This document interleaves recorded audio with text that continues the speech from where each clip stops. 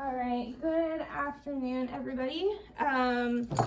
So to start the collaborative meeting, we'll just go around the table, introduce ourselves, and then we'll discuss our norms. Okay, I'm Ms. Gardner, third grade math teacher. I'm Ms. Shelton, third grade math and science teacher. I am Miss Wills, and I am leading our collaborative meeting today. So first, let's go over our norms.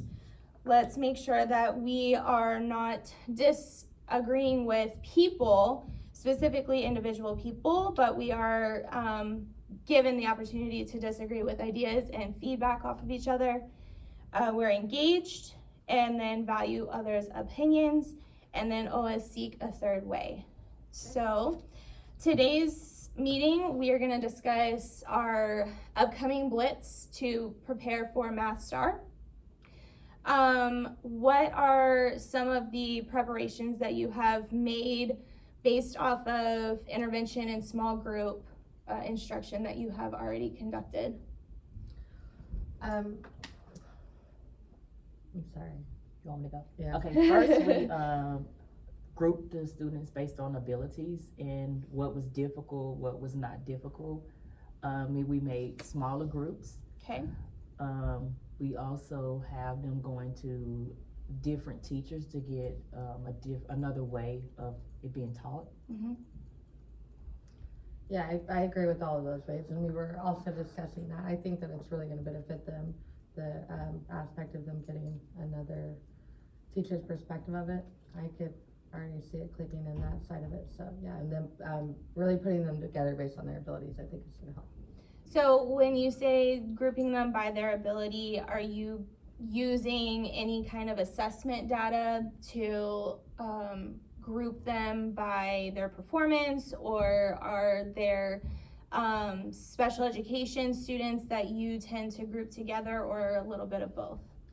They were grouped based off the benchmark data that we had throughout the year, based on if they were showing growth or if they were staying the same or going down. We based them off that for each team individually. So for Blitz, is the structure of the instruction going to be TEAC based, or is it going to be aligned with certain questions that students did not succeed in on the benchmark? It's TEAC based. Yeah. TEAC based? Yes, but they're also questioned with rigor close to line with the STAR. Okay. So it's some of the questions that they've seen on the benchmark that are similar, and some of the questions that are similar that we've seen on the STAR as well. So it's TEAC and skill based. Are these skill sets something that the students should be familiar with within your instruction already, or is this going to be something that they see for the first time in their instruction?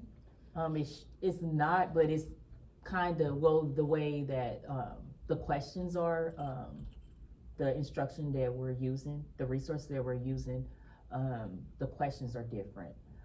Most of our instruction with Eureka is open-ended questions. There's no answer choices, very little pictures. Mm-hmm. And now we're going geared more towards the STAR, where there's multiple choice, there's pictures, Mm-hmm. and they get to see it a different way. Yeah. So how have you been able to prep the kiddos with how it's structured in the STAR within your instruction?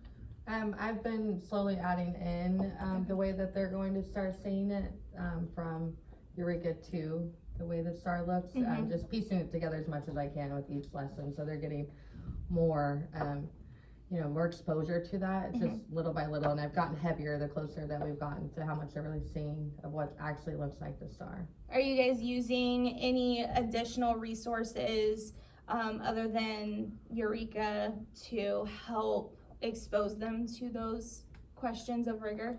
I do. I actually use some of the STAR questions that are several years in previous years. Mm-hmm. Like a question of the day of whatever skill we're going over, or sometimes I mix it up to what skill we've already taught it maybe a couple of weeks ago. Mm-hmm. So that gives them that practice, and that's what I normally use. I'm the same with old STAR questions and the serious app because it really breaks down how they should be thinking about the question. Okay. So I use both of those to give them the extra practice on that. And then, based off of the instruction, how do you implement such things as exit tickets or if assignments for independent work? What are some of the strategies and resources that you guys use to see if the students are understanding the content? Me personally, I focus really on the exit ticket of it. With Eureka, like she was saying, a lot of it is more open-ended. Mhm. So the closer we've gotten to the STAR, I've started changing. I'll still use it Eureka like content, but I turn it into something that'll look more like STAR Okay. to really see, and the ways that it tends to try and get them to really think on a deeper level. I'll try and throw in there too. But provide sentence sim. So I've just been doing that, alternate in that way to make a difference to see, or to analyze if they're really getting it the way they're gonna be questioned. Okay. My exit tickets, I normally use the Eureka exit tickets, but I also may add an extra question. Okay. Yeah, cause I know how they're gonna be questioned, and I'll use that as well. I kinda like look and I'm like, well, let me use this vocabulary because we haven't said that yet. And I kinda try to do that to make it more aligned to the Texas TEKS. And then how do you scaffold with previously learned lessons and instruction to make sure that they are ongoing in their practice and application of the material? I think that's something that's a struggle with Eureka personally, so it's not a solid answer to that.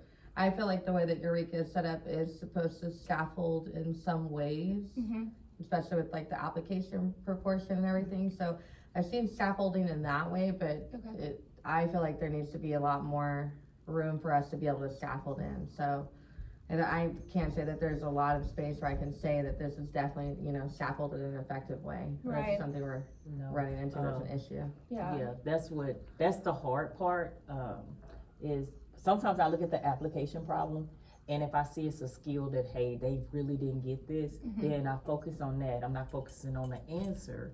I'm focusing on, hey, we did this, remember this, and I try to do that. Or if I know that it's a skill that I know that they may not know, that I'm getting ready to introduce, I start with that application problem and try to go from there. Okay. So it seems as though you have managed to build your own style of scaffolding so that way they are continuously applying that previously learned material.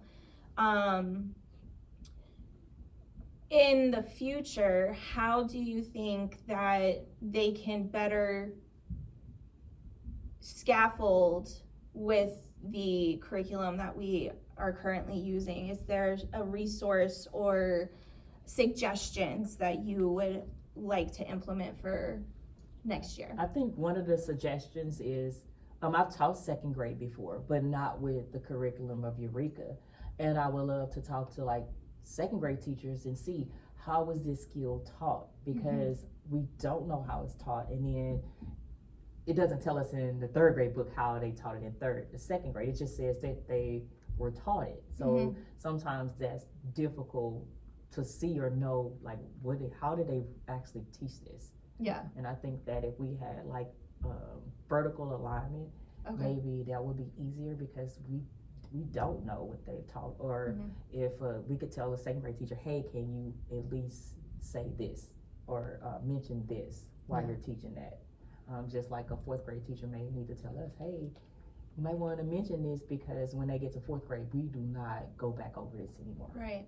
Yeah, I completely agree. I think it'd be great to do like a monthly meeting just to get that idea from the lower and upper, so we could collaborate on that. So we really have an idea. I think also too, the idea of the grade level teachers getting together even across campuses to talk about like some type of spiraling that we could do that would actually be able to fit in with Eureka with the amount of time it takes. I think it would be great, because right now anybody that's spiraling is doing it on their own.